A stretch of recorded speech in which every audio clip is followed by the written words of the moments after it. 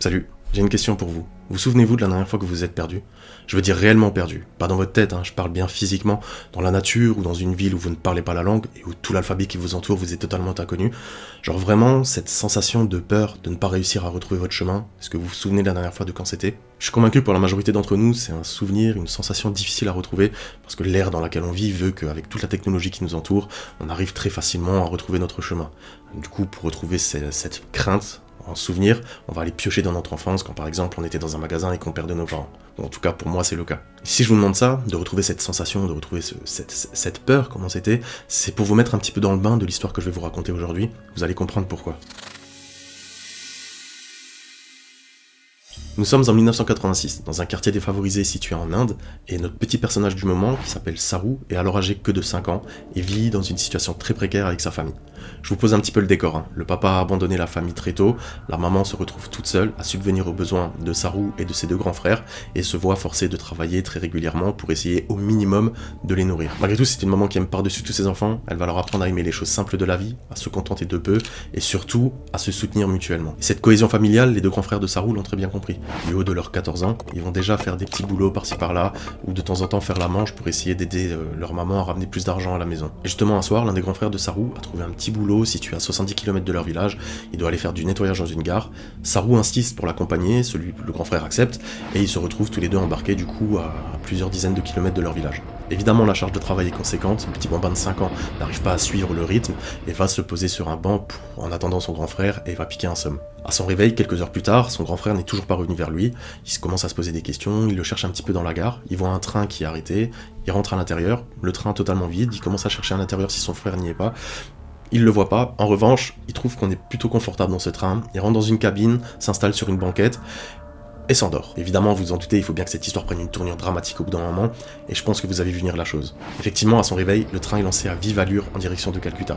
Il peut pas se manifester auprès de qui que ce soit parce que le train est toujours vide, et évidemment, il peut pas descendre du train en marche. Il devra alors attendre 2 jours que le train s'arrête, soit 1500 km plus tard, pour réussir à enfin descendre. Il se retrouve dans un endroit qu'il ne connaît pas du tout, il commence à paniquer, il court dans tous les sens pour essayer de trouver de l'aide.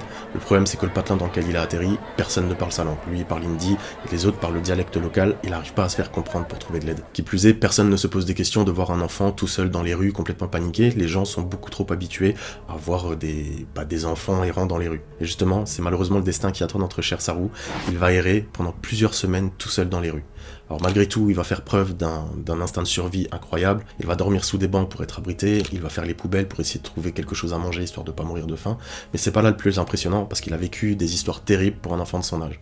En effet, il va échapper de justesse à un kidnapping, il va éviter également des sévices sexuels que des adultes vont essayer de lui infliger, et il se fera sauver à 2 reprises de la noyade par un SDF. Il va ainsi enchaîner pendant plusieurs mois les mésaventures dans cette ville dangereuse, jusqu'à ce que quelqu'un, un jour, s'intéresse enfin à son sort. Cette personne, ne parlant pas la même langue que lui, va tout simplement se poser des questions pourquoi cet enfant est tout seul dans les rues et va l'emmener dans un poste de police. Au poste de police, le même problème se pose, Saru n'arrive pas à se faire comprendre, du coup les policiers vont pas chercher à comprendre plus, ils vont le déclarer enfant perdu et vont l'envoyer dans un orphelinat.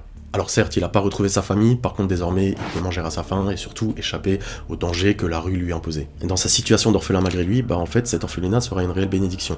Il va pas y rester très longtemps, il va très rapidement se faire adopter par un couple d'Australiens. Le voilà désormais passé d'une vie plutôt précaire avec sa famille natale en Inde à une vie très confortable avec une nouvelle famille en Tasmanie. Il apprend rapidement l'anglais, il apprend petit à petit à aimer ses nouveaux parents, il ira à l'école, fera des études, deviendra au fil du temps un fils modèle et un homme apprécié de tous. Cependant, au fur et à mesure que les années passent, au point qu'il en oublie sa langue natale, ça n'est pas le cas des souvenirs qui lui restent dans la tête de sa famille et de son enfance, et de traumatismes qu'il a vécu, et il commence à se poser beaucoup de questions sur ce qu'est devenu justement sa famille natale. À mesure qu'il grandit les échelons de sa vie, ce poids qu'il ressent, ce questionnement prend de plus en plus de place dans sa tête, au point de l'empêcher de vivre correctement. En début de vidéo, je vous parlais de cette facilité aujourd'hui avec la technologie qui nous entoure à réussir très facilement à retrouver son chemin.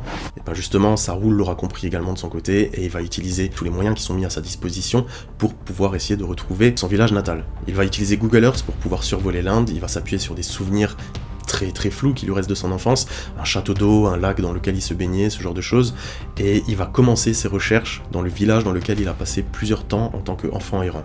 Il survole via les images satellites les différentes voies de chemin de fer que potentiellement il aurait pu emprunter, il les passe au peigne fin, on va dire, une à une, il remonte tout le fil à la souris pour essayer de retrouver une image, quelque chose qui lui rappelle son enfance. Une quête de longue haleine qui va lui prendre plusieurs années avant d'enfin obtenir un résultat positif. En effet, en 2011, il va survoler un lac, un endroit où il se baignait quand il était petit, il en est convaincu. C'est ainsi qu'en 2012, avec le soutien de sa famille adoptive, il décide de prendre un avion pour aller en avoir le cœur net, pour savoir si c'est bien de là qu'il vient. Il arrive sur place, et là, très rapidement, les souvenirs commencent à émerger. Il se souvient instinctivement, en partant de ce lac, du chemin vers son village, et progressivement vers sa maison. Il se retrouve face à cette maison qu'il n'avait pas vue depuis 25 ans, et elle est malheureusement vide et abandonnée. Mais sa présence attire l'attention, un voisin curieux vient le voir, essaye de lui demander ce qu'il souhaite. Évidemment, la barrière de la langue, vu qu'il a oublié sa langue natale, pose problème. Une seconde personne arrive, ainsi qu'une troisième, et celle-ci lui dit d'attendre 2 minutes, lui fait comprendre d'attendre 2 minutes. La personne s'en va, puis revient, et là lui fait signe de suivre. Une situation totalement improbable, et pourtant la chance va lui sourire. Malgré que 25 années se soient passées, la maman reconnaît immédiatement son enfant qui avait disparu. S'ensuivent alors des retrouvailles poignantes, ils trouvent un moyen pour pouvoir communiquer entre eux, et Saru comprendra du coup que pourquoi il n'avait pas retrouvé son frère durant son enfance à la gare. Celui-ci en fait s'était fait percuter par un train et en était mort. Ça veut dire qu'au même moment, la maman avait perdu 2 de ses enfants, l'un écrasé par un train et le second volatilisé. C'est d'ailleurs la raison pour laquelle les recherches étaient très compliquées du côté de la famille, parce qu'il n'y avait aucun témoin sur la disparition de Saru. On ne savait pas s'il avait été enlevé ou s'il avait fugué, ce qui s'était passé.